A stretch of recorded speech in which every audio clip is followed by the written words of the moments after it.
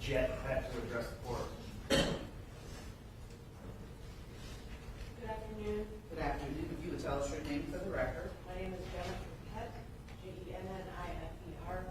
That's P-E-T-T. Thank you. You may proceed. I have had a lot of tears for both families involved in this, and a lot of prayers for both sides of it. There's no easy way, there's no easy solution for anybody in this courtroom.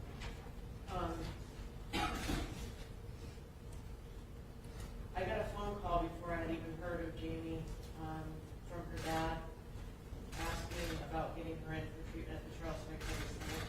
I know that she had wanted to get help for her alcoholism. I guess it was shortly after the accident. I don't watch the news. I didn't know anything about that. I didn't know her. I didn't know her dad. But I knew that her dad was reaching out for help. I later found out who he was calling about was Jamie. And I was invited to the bond hearing where the family and her attorneys had hoped to get her enrolled in the Charleston Recovery Center for a residential long-term inpatient recovery center, and they wanted to have Jamie come there.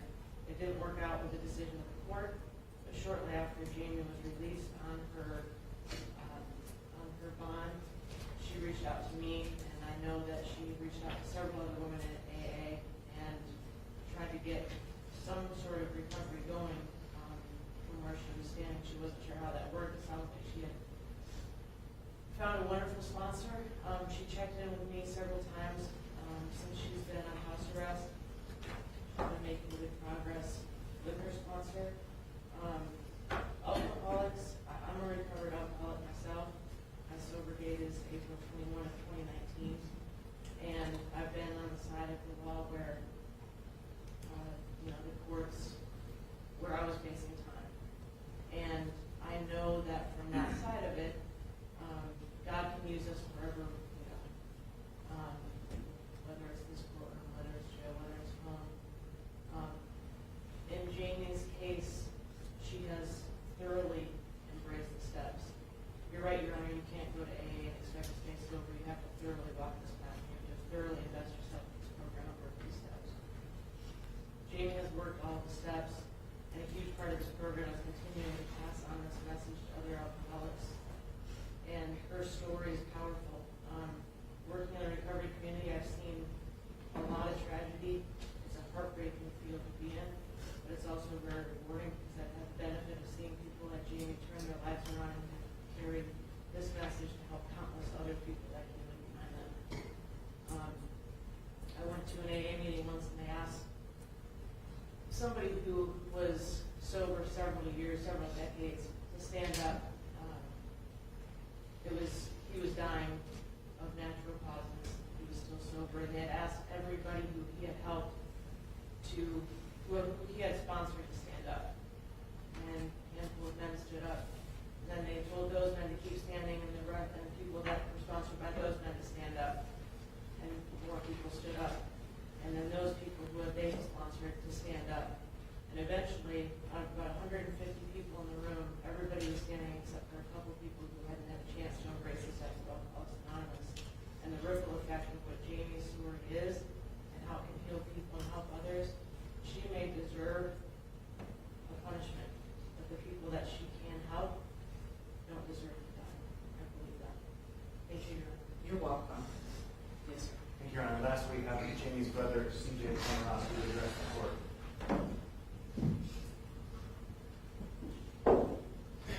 Sir, if you could tell us your name for the record. My name is CJ Komrosky. You may proceed. Good afternoon, Your Honor. Good afternoon. To Mr. and Miss Miller and Eric, I'm so sorry for what you lost and what you will not get back. I'll carry this day with me as a reminder to forever and always be careful and think twice to make sure nothing like this will ever happen again. I wholeheartedly believe in my sister Jamie that she truly does feel the same way. I trust her. I'm confident in her beliefs and her abilities to make something right out of all this. That is all. Thank you all for your time. Thank you. Yes, sir. Thank you, Your Honor. With the court's permission, I would like to invite Jamie up to address the court.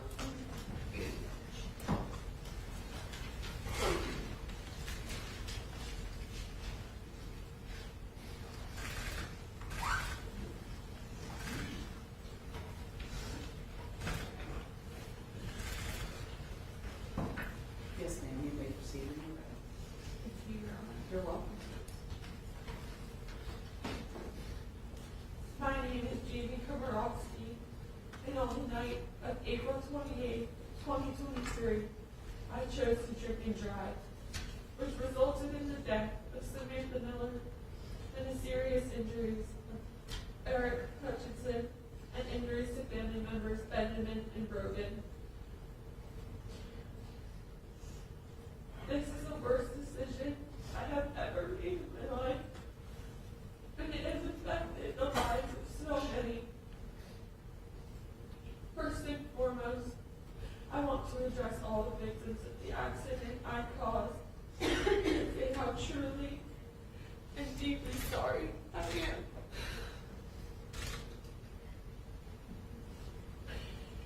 Due to my poor decisions, a beautiful life was taken. A wife, sister, daughter, and friend of many. He's no longer with us. And for that, while I know an apology will fix nothing, all I can say is how incredibly remorseful I am. I also am truly sorry and remorseful for the physical and emotional pain I caused to the other family members. I wish I could go back and undo this terrible tragedy, but I cannot. I will live the rest of my life with immense regret for what happened that night. I also want to express my deep remorse and sincere apologies to all who were involved in this tragedy, including the first responders, police, friends, and families of the victims, and anyone who was hurt in any way due to my poor decisions that night. This will be something that impacts all of you for the rest of your lives. I take full responsibility for the tragic outcome that my decisions have made. I will carry this guilt with me for the rest of my life. And as much as I wish I could go back in time and have none of this happen, I know that cannot be done. A lesson I have learned is that just because you have good intentions or would never want to hurt anyone, if you aren't being responsible for your actions, you can and you will hurt people. I know I am going to be punished for these actions, and I agree that it is something that must be done. I would like to make it clear that whatever my punishment is, I will use the time to better myself, spread awareness about the dangers of drinking and driving, continue to help others with addictions through AA, and work every day to improve myself to give maximum service to the community and my fellows. Some ways I plan on doing this include staying extremely involved in AA and the fellowship of helping people recover from their addictions. I am able to do this because I know what it is like to be an addict. I did not want to believe that I had an addiction to alcohol before this tragedy, and so I told myself every day I was normal. The fact was, though, that I was helplessly addicted to alcohol, and that I was living every day with no meaning. This led to me not caring about how my actions would affect others. I never want to live my life that way again. And I hope to help people to never have to feel that way as well. After completing my sentence, however long Your Honor decides, I plan on going back to school to get a master's degree in animal-assisted therapy. This degree will allow me to to follow out my dreams of being able to help people recover from PTSD, anxiety, depression, addiction, and more through the use of rescue animals. Lastly, I want to share my story with as many people possible in order to try and prevent tragedies like this from happening to other families. I want to emphasize the importance of warnings of drinking and driving to college students as well as young adults who haven't heard the message since high school.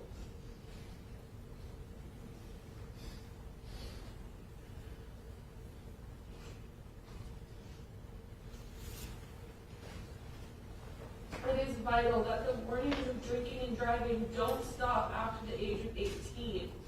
I feel we all need to be reminded, no matter what our age is, so that the reality that this can happen, if not careful, stays fresh in people's minds. I have never been in trouble before, but one isolated decision of mine devastated so many lives. All of this work I plan on doing will be dedicated to Samantha and her family. Unfortunately, it took this incredible tragedy and terrible incident to wake me up to the extent of my addiction. I hope to help people wake up and rehabilitate before it's too late. Because every single decision we make has consequences. And knowing you have taken a beautiful life from this world is something I will live with every moment of every day going forward. A life that should have lived on to fulfill all of her dreams and ambitions, who would have helped so many people in her life, all because of my own inconsiderate and thoughtless actions. I want the last thing that I say to be that from the very bottom of my heart, with every fiber in my being, how sorry I am, and that I take full responsibility for my actions. Hopefully one day you will be able to forgive me, but I know forgiveness must be earned, regardless of whether that day ever comes. Please know that I will always be devastated, deeply ashamed, and terribly sorry for what I have done. I pray God stands by the side of my victims and their family and loved ones for the rest of their lives. Thank you.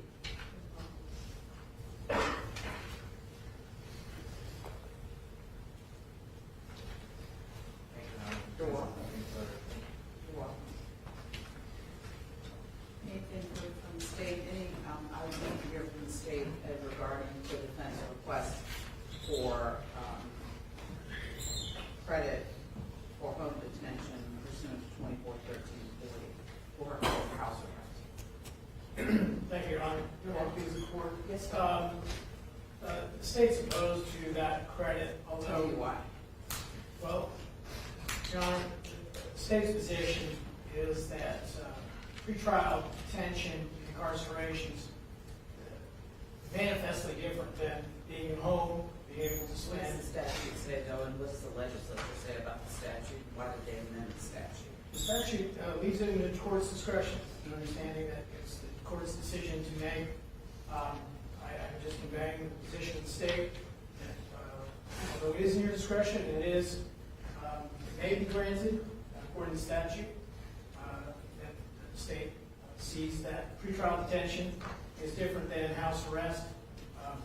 What was, it's my understanding, and I don't have the bond order in front of me, and I apologize in advance for that, because I should have it in front of me so that I'd be able to refer to it. Not your fault, of course, or your responsibility. But doesn't the statute speak to these type situations where someone is on strict house arrest, where they're not allowed to leave their residence, and but for the fact that they are at home, they basically are incarcerated, and that's why the statute was amended? It speaks to 1340 does speak to that under for conditions where one is under strict house arrest, credit may be given in the discretion of the court, essentially. Your I Honor. think, but if you look at the legislative history, that's what the legislature contemplated, and that's why the statute was amended. Do Do you have any indication that she was allowed to leave her house during the period of, I believe what your lawyer said, she was released on March She 1st? released March 1 of 2024, Your Honor. And she, do you have any indication that she was allowed to leave her house, or was she strictly confined to her residence on a GPS? Your Honor, according to bond order, she was strictly confined. She was able to leave, and with the understanding of the state for the SLED mandated maintenance of the GPS monitor. And to see her lawyer and for emergent medical situations, correct? That's generally. It was for, yes, for medical emergencies, with the permission of the court from the bond order. And when was that bond order established? When was it? The hearing was August 1st, 2023, Your Honor. And when was the order issued? It was issued immediately afterwards. I don't exactly know the filing date, but it was drafted and then filed. Was it Judge Nelson? I can't It remember. was.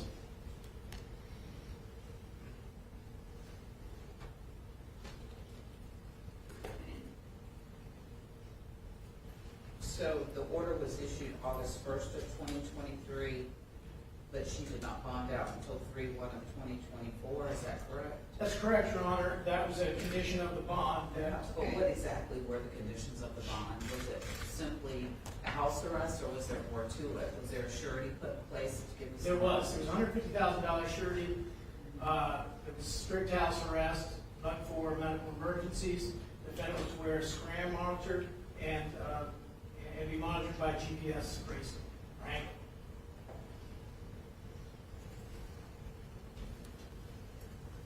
And then by consent, we So she modified was- that. I apologize. So she was allowed, in the initial order, she was allowed to leave her house for what purposes? Medical emergencies, Your Honor. And that was it? That was it, yes, Your Honor. And And then then you further, said y'all consented we to? consented to an amendment that allowed her to leave pursuant to the requirements of SLED maintenance on the GPS.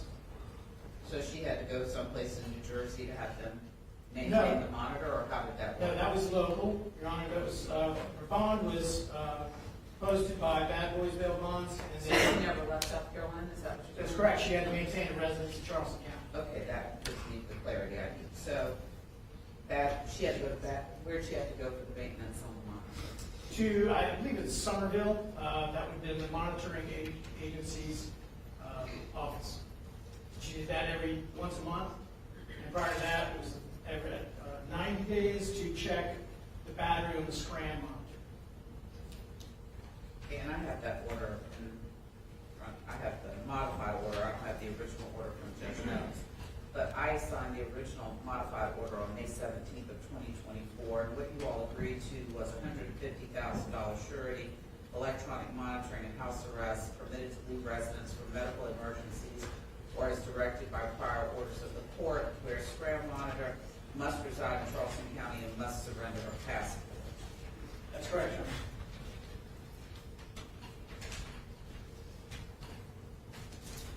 Bear with me, James is getting, thank you, I appreciate it.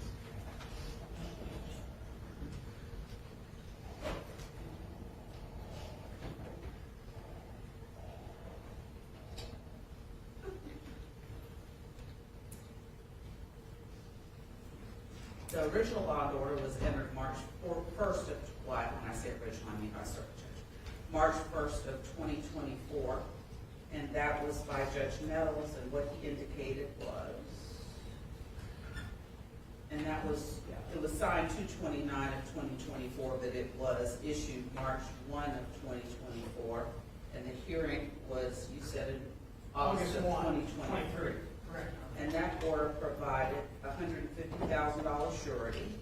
The defendant shall be subject to electronic monitoring house arrest. The defendant shall only be permitted to leave her house for medical emergencies or as directed by prior orders of the court. The defendant shall be required to wear a scram monitor, and for the benefit of the court reporter, that's an acronym, and it is SCRAM.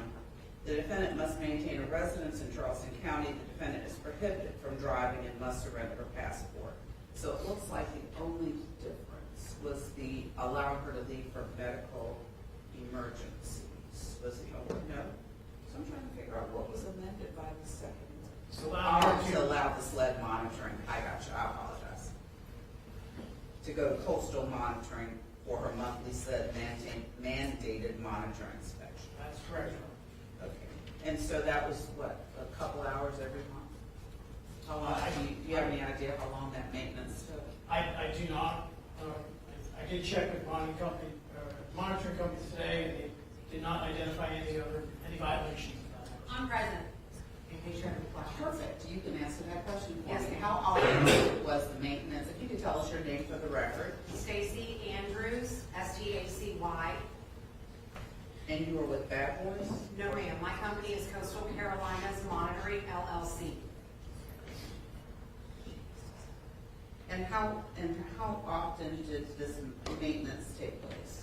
Now that we're sled mandated as of January this year, GPS clients must be visually in person inspected once a month. So she was at my office for about 20, 30 minutes at most, once a month. Perfect, thank you so much. Yes, ma'am. Okay. I'm sorry, you may continue your argument regarding whether, regarding the request for credit for monitored house arrest pursuant to 241340. I don't think I have anything further on that, Honor. Your Well, tell Honor, me again why you feel it should not be awarded.